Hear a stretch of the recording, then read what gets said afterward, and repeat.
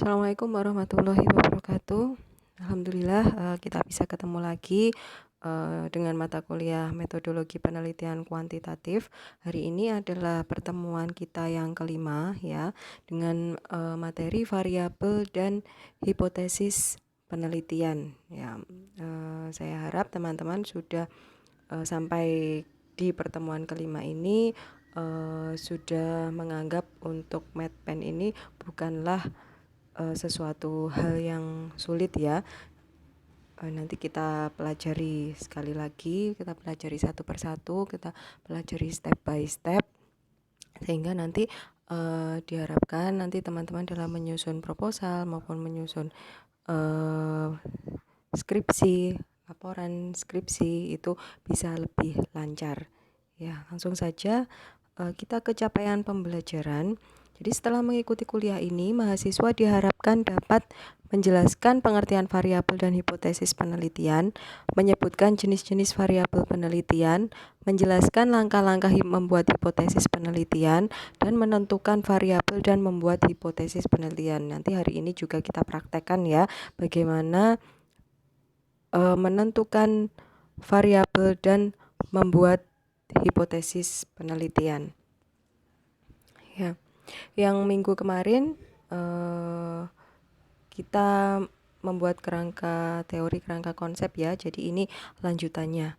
Jadi yang kemarin kita sekarang ada yang berada di kotak warna kuning ini.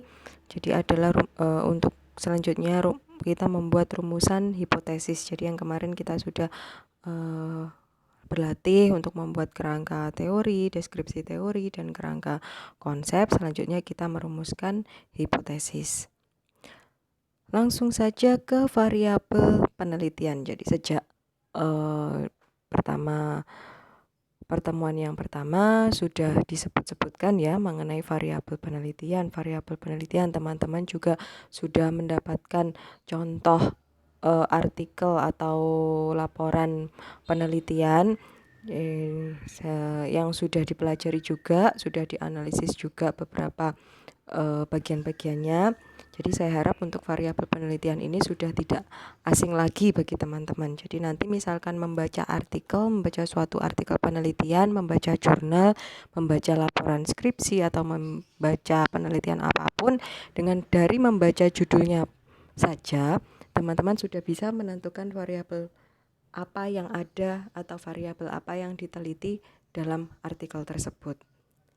Secara teori, pengertian variabel adalah konstruk atau constructs atau sifat yang akan dipelajari. Variabel adalah atribut seseorang atau objek yang mempunyai variasi antara satu orang dengan yang lain atau satu objek dengan objek yang lain.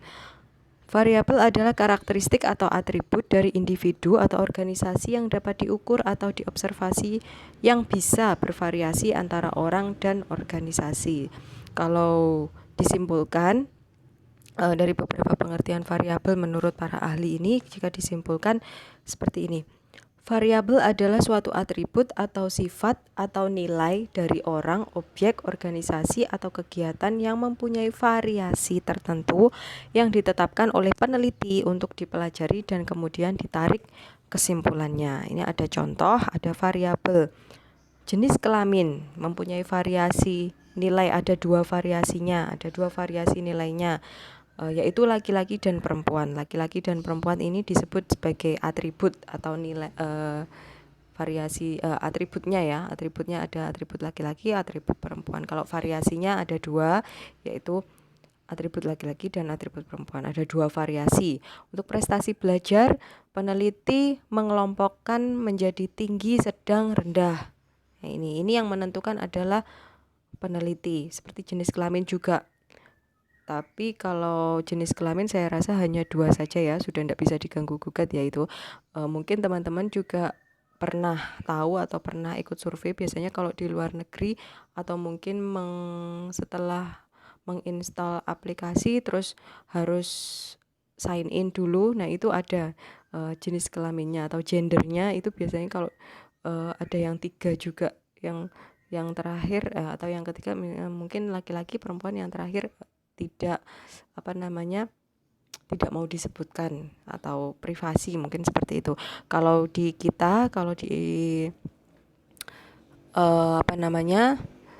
saya harap nanti teman-teman misalkan mempunyai variabel jenis kelamin, jadi nanti hanya disebutkan 2 aja ya.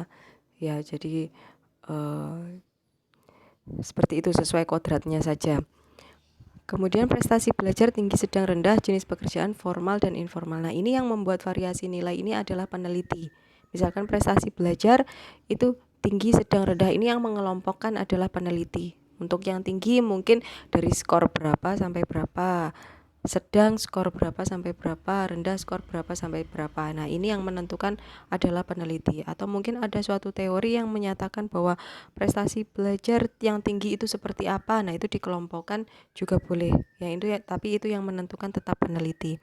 Untuk jenis pekerjaan kalau di sini contohnya variasinya ada formal dan informal. Misalkan teman-teman mau meneliti variabel jenis pekerjaan dan dikelompokkan menjadi beberapa juga boleh. Misalkan PNS, terus tentara, terus apalagi pegawai swasta, wira swasta. Nah, itu boleh. Nah, itu tergantung peneliti, tergantung bagaimana arah penelitiannya itu, yang ingin diketahui dari penelitian itu apa, seperti itu. Kalau dikelompokkan menjadi formal informal juga boleh, PNS non PNS boleh. Nah, itu tergantung konteks atau tergantung konsep dari penelitiannya, seperti itu. Dari sini sudah cukup ini ya, sudah cukup jelas ya, saya rasa untuk variabel ini hanya recall saja. Mungkin teman-teman bisa sambil membaca artikelnya, kira-kira variabelnya apa, variabel penelitiannya apa, variasi nilainya apa saja. Nah, itu silakan dianalisis dulu ya. Kita ke jenis variabel penelitian. Jadi jenis variabel penelitian ada variabel bebas, ada 5. Di sini contohnya jenis-jenisnya. Variabel bebas, variabel terikat, variabel moderator, variabel intervening, dan variabel kontrol. Untuk variabel bebas ini disebut juga sebagai independent variable atau variabel yang tidak terikat. Variabel yang mempengaruhi atau menjadi sebab perubahannya atau timbulnya variabel terikat biasanya disimbolkan dengan variabel X. Kalau variabel terikat disebut juga sebagai dependent variable, variabel yang dipengaruhi atau yang menjadi akibat karena adanya variabel bebas. Variabel yang dijelaskan dalam fokus penelitian disimbolkan dengan variabel Y. Jadi umum ya, ini untuk variabel bebas dan terikat ini secara umum pastinya suatu penelitian hubungan itu ada meneliti variabel bebas dan variabel terikat. Ini contohnya seperti yang skripsi yang saya buat contoh dari minggu kemarin. Ada variabel bebas, terapi mendengarkan murotal Al-Quran, dan variabel terikatnya tingkat kecemasan pada lansia. Jadi ini adalah kerangka konsep seperti pertemuan minggu kemarin. Yang ini adalah kerangka konsep. Di sini dapat kita lihat bahwa terapi mendengarkan murotal Al-Quran mempengaruhi tingkat kecemasan pada lansia. Seperti itu. Saya kira sudah paham ya, variabel bebas dan variabel terikat. Untuk variabel selanjutnya, variabel moderator. Ini adalah variabel yang mempengaruhi, memperkuat, dan memperlemah hubungan antara variabel independen dengan dependen. Nah, ini saya ambil contoh yang umum ya.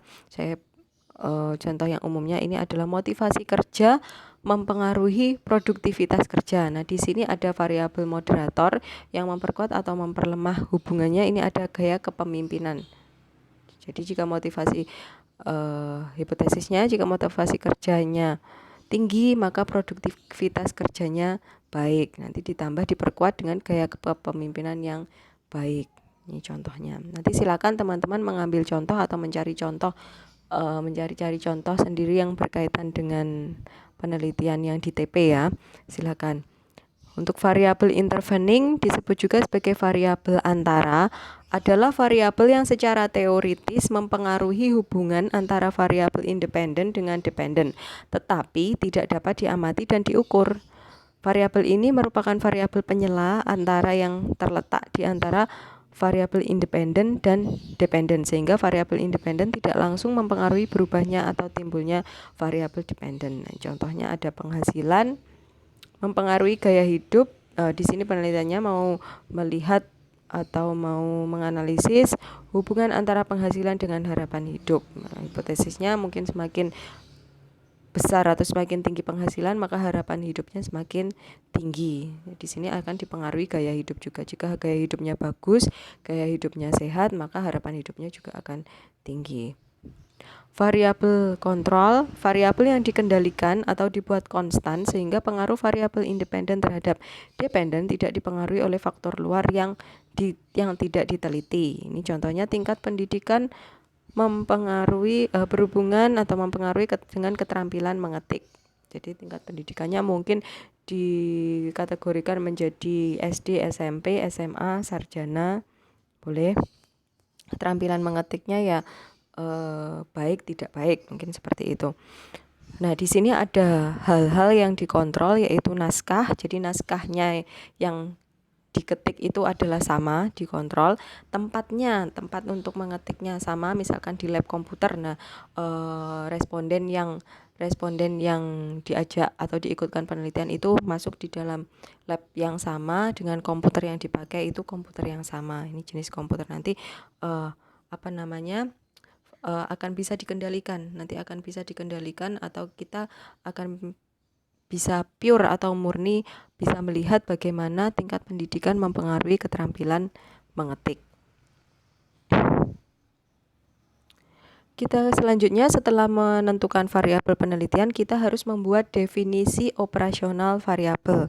Jadi variabel-variabel yang sudah ditentukan dalam penelitian itu didefinisikan. Ya, didefinisikan bagaimana nanti operasionalnya di lapangannya seperti apa.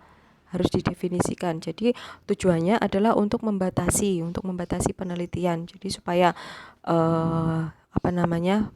teratur. Ya, penelitiannya supaya teratur, supaya sesuai dengan batasan-batasan yang sudah ditentukan. Ini definisi operasional variabel merupakan cara peneliti menjelaskan tentang variabel-variabel yang diteliti. Contohnya pengaruh terapi mendengarkan murotal itu ya, untuk menurunkan tingkat kecemasan pada lansia di UPT Pelayanan Sosial Tresnawerda Blitar. Jenis variabelnya ada variabel bebas, yaitu terapi mendengarkan murotal Al-Quran. Variabel terikatnya tingkat kecemasan pada lansia. Kemudian didefinisikan terapi murotal yang dimaksud itu seperti apa. Jenis terapi yang menggunakan media murotal Al-Quran sebagai komponen terapi. Mungkin yang didengarkan atau yang diintervensikan atau yang diintervensikan itu mungkin hanya salah satu surat saja. Nah, di sini dijelaskan terapinya mungkin seperti apa, atau 30 juz semuanya digunakan untuk terapi, misalkan seperti itu. Nah, itu harus didefinisikan di sini, harus dijelaskan di sini. Jadi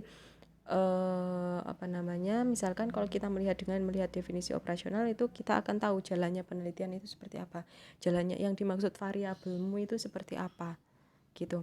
Kemudian tingkat kecemasan pada lansia, ini keadaan perasaan pada lansia yang dihinggapi rasa takut akan sesuatu hal yang belum pasti, diukur dengan skala kecemasan seperti ini. Kemudian dijelaskan variasi nilainya seperti apa.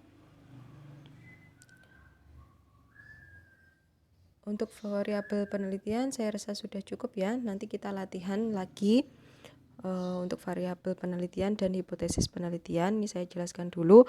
Hipotesis penelitian ini pengertiannya adalah berasal dari kata hypo yang artinya di bawah, dan tesa yang berarti kebenaran. Hipotesis merupakan jawaban sementara terhadap rumusan masalah penelitian yang kebenarannya masih harus diuji. Tidak semua penelitian kuantitatif perlu merumuskan hipotesis seperti pada penelitian deskriptif. Penelitian deskriptif itu penelitian yang hanya menggambarkan saja ya, jadi tidak menganalisis hubungan, tidak menganalisis pengaruh. Mohon maaf yang di sini ada salah ketik, tanda lurus, garis lurusnya ini naik ya. Hipotesis harusnya ini begini, hipotesis penelitian tidak sama dengan hipotesis statistik ya. Bedanya seperti apa? Di sini hipotesis penelitian adalah dugaan sementara atas pertanyaan-pertanyaan penelitian. Hipotesis statistik pada penelitian yang mengambil sampel dan digunakan untuk menguji apakah sampel mewakili populasi atau tidak. Jadi teman-teman sudah mempelajari statistika ya, pastinya sudah tidak asing lagi dengan yang namanya hipotesis. Mungkin masih ingat ada H0, ada H1, kemudian diuji statistik seperti itu. Apakah H0 diterima ataukah H0 ditolak atau seperti apa. Ini, jadi harus dibedakan. Kalau hipotesis penelitian biasanya tidak pakai H1, H0 ya, langsung. Jadi dugaan sementaranya seperti apa, berupa kalimat. Kalau hipotesis statistik ini pakai H0, H1 karena tujuannya apa? Tujuannya adalah nanti akan diuji statistik. Harapannya adalah kita akan menolak H0 dan menerima H1. Jadi hipotesis statistik ini dipakai pada penelitian yang mengambil sampel. Jadi penelitian yang mengambil sampel itu ada hipotesis statistik yang kemudian diuji statistik, di mana hasilnya nanti kita akan melihat signifikansi. Apakah sampel yang digunakan itu sudah mewakili populasi atau tidak. Jika hasilnya signifikan, maka berarti sampel yang digunakan itu sudah mewakili populasi, berarti hasil penelitiannya itu sudah dianggap mewakili populasi. Seperti itu. Pentingnya hipotesis penelitian. Yang pertama, hipotesis menyediakan kerangka kerja untuk melakukan penelitian dan metodologi penelitian. Sebuah penelitian merupakan lanjutan dari pernyataan hipotesis. Sebuah hipotesis mengambil beberapa karakteristik dari sebuah teori yang biasanya dianggap sebagai generalisasi yang lebih besar dari suatu fenomena. Hipotesis menyeratkan prosedur yang harus digunakan dan data apa saja yang diperlukan agar menjadi lebih terorganisasi. Hipotesis digunakan sebagai pedoman dalam merumuskan kesimpulan akhir. Nah, ini harus diperhatikan ya, ini karena hipotesis menjadi pedoman. Hipotesis dalam penelitian eksperimen menyediakan dasar untuk merancang percobaan dan mengumpulkan bukti empiris untuk verifikasi sehingga dapat merumuskan teori baru dalam bidang tertentu. Langkah-langkah membuat hipotesis penelitian ini sudah ya yang pertemuan kemarin. Dari variabel X, variabel Y kita membuat deskripsi teori dulu dengan membaca atau membaca referensi banyak literatur dari buku, dari jurnal, hasil penelitian dan lain sebagainya. Kita deskripsikan teori, kemudian dianalisis kritis, analisis komparatif, baru disimpulkan, kemudian kita membuat kerangka berpikir atau kerangka teori. Setelah itu dari kerangka berpikir, kerangka teori akan kelihatan bagaimana kerangka konsepnya, kemudian kita merumuskan hipotesis di situ. Karakteristik hipotesis penelitian yang baik yaitu dapat memberikan bantuan dalam menentukan arah kapan peneliti harus melanjutkan proses penelitian, dapat membantu memilih fakta yang dibutuhkan, membantu menarik kesimpulan.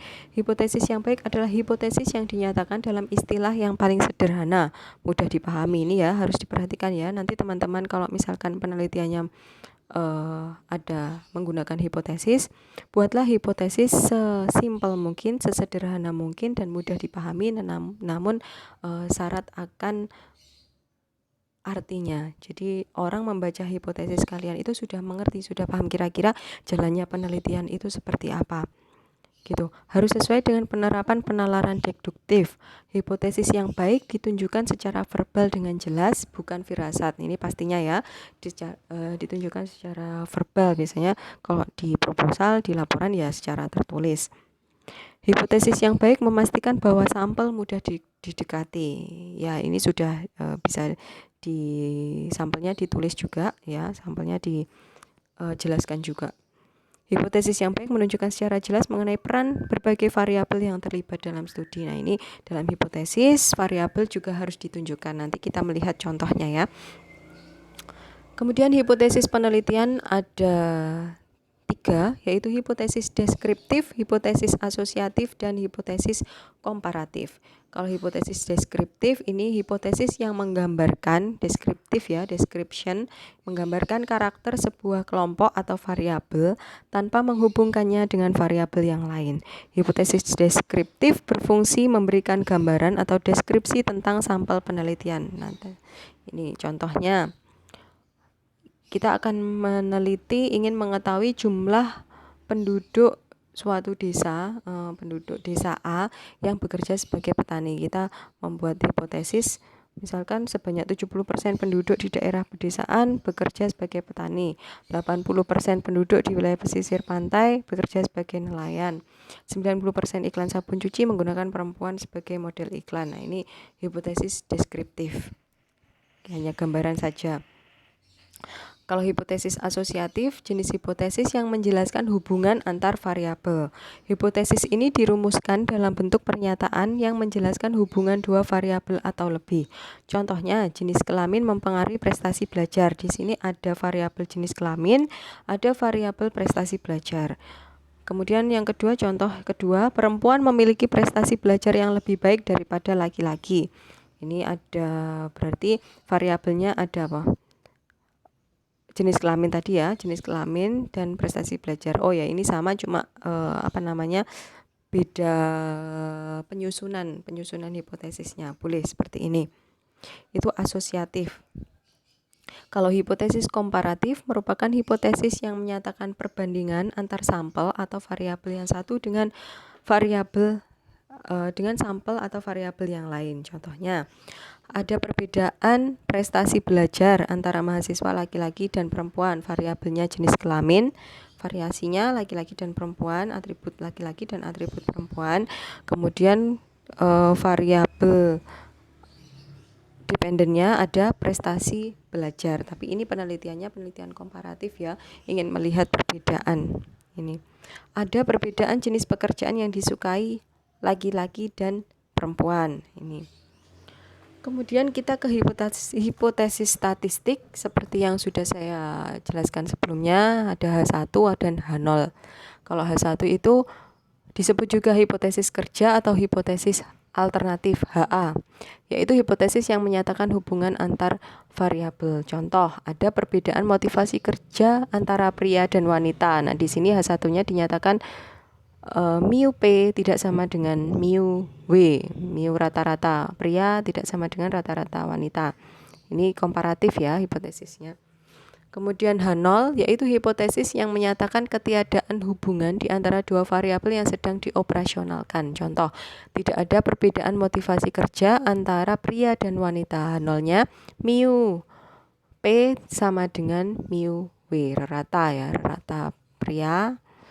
Motivasi kerja sama dengan rata motivasi kerja pada wanita.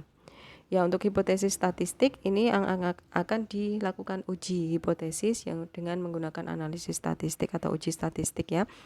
Tujuannya membuat hipotesis statistik ini adalah menolak H0. Jika H0 ditolak berarti H1 diterima, berarti hipotesisnya benar, ada perbedaan motivasi kerja antara pria dan wanita. Untuk uji hipotesis dilakukan untuk melihat apakah sampel bisa mewakili populasinya. Nanti dilihat signifikansinya ya, mau pakai 5%, 10% atau 2,5%. Nah, nanti dibaca-baca lagi, tolong dibaca-baca lagi statistiknya. Sekali lagi ya teman-teman, jangan menganggap ini adalah sesuatu yang susah ya. Tidak ada yang susah kalau kita mau belajar. Jadi teman-teman bisa baca-baca lagi, nanti pasti akan ingat, dimudahkan insya Allah, amin ya. Contoh ini contoh variabel dan hipotesis. Penelitiannya, pengaruh terapi mendengarkan murotal Al-Quran untuk menurunkan tingkat kecemasan pada lansia di UPT Pelayanan Sosial Tresnawirda Blitar. Variabel penelitiannya ini ada tadi seperti yang sudah dijelaskan tadi ya. Terapi murotal Al-Quran, definisi operasionalnya seperti itu. Tingkat kecemasan pada lansia, definisi operasionalnya adalah seperti ini. Kemudian nanti bisa ditambahkan variasi nilainya ya. Hipotesis penelitian, terapi mendengarkan murotal Al-Quran berpengaruh dalam menurunkan tingkat kecemasan pada lansia di UPT Pelayanan Sosial Tresnawirda Blitar. Nah, ini ya, hipotesis dan ada variabel penelitian. Nanti minta tolong ya bisa kita hari ini berlatih untuk menentukan variabel, membuat definisi operasionalnya serta membuat hipotesis penelitian. Perhatikan contoh penelitian di bawah ini. Nah, ini coba saya rangkum mulai dari awal ya. Judulnya tadi pengaruh terapi mendengarkan murotal murotal Al-Qur'an untuk menurunkan tingkat kecemasan pada lansia. Di UPT harus dijelaskan ya, lokasinya, tempatnya, subjeknya juga. Ini ada kan subjeknya lansia. Kemudian tempatnya di spesifik di UPT Pelayanan Sosial Tresna Werda Blitar. Yang ini saya garis miring ini hanya untuk menunjukkan variabel saja ya. Jadi untuk penulisannya seharusnya tidak di garis miring, ini hanya untuk menunjukkan variabel.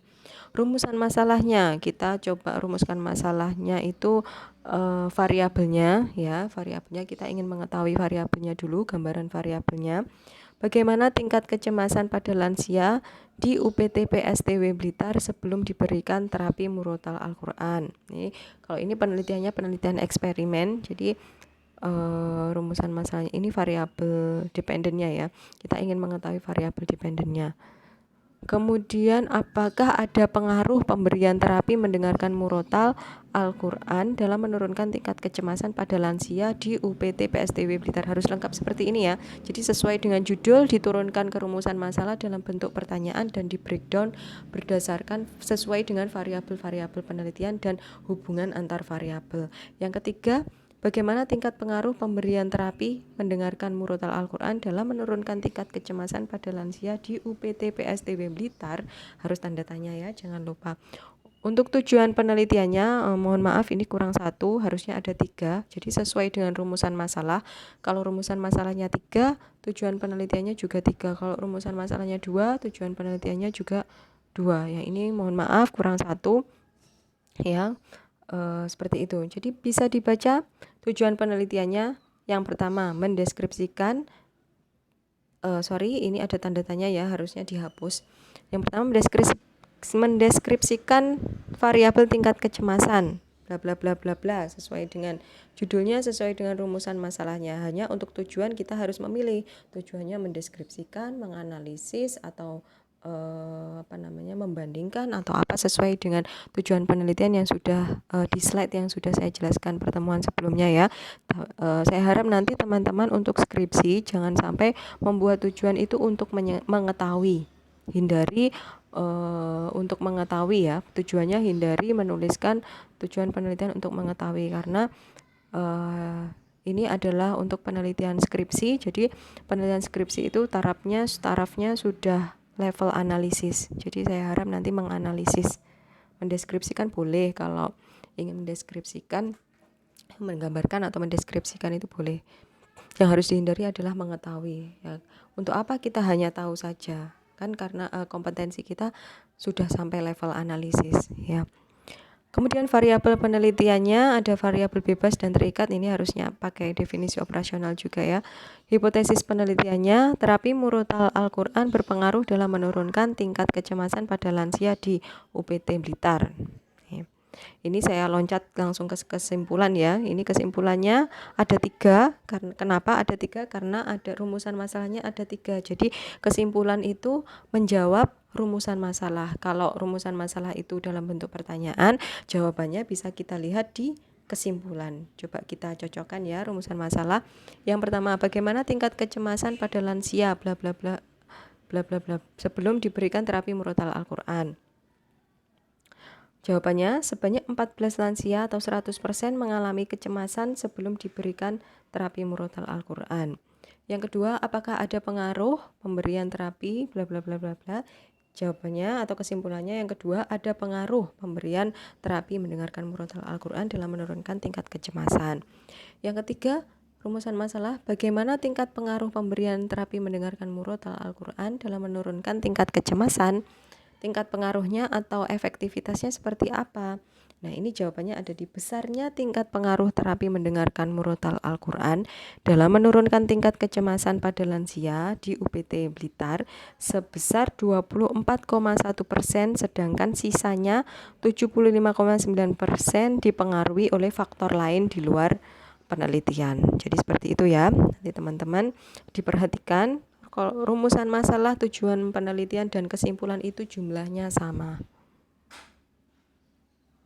Dan berurutan juga Kalau mau membuat kesimpulan, lihatlah rumusan masalahnya yang pertama apa, kesimpulannya apa. Begitu juga ketika kita membuat pembahasan. Begitu juga kita dalam membuat pembahasan itu juga harus urut sesuai dengan rumusan masalah kita yang telah kita buat. Seperti itu. Gitu ya, untuk materi ini saya rasa sudah cukup. Setelah ini kita akan latihan nanti membuat seperti contoh penelitian ini, mulai dari judul sampai ke hipotesis penelitian. Untuk kesimpulan belum ya, nanti di pertemuan selanjutnya sampai ke hipotesis penelitian. Jangan lupa nanti variabel penelitiannya ditampilkan juga definisi operasional variabelnya. Itu ya, setelah ini jika masih ada pertanyaan silakan komen di Google Classroom. Ya, saya harap teman-teman setelah perkuliahan ini harapannya sudah cukup paham tentang variabel dan hipotesis penelitian, sehingga untuk selanjutnya, pertemuan selanjutnya kita lebih mudah lagi ya dalam menggali materi. Ya, terima kasih untuk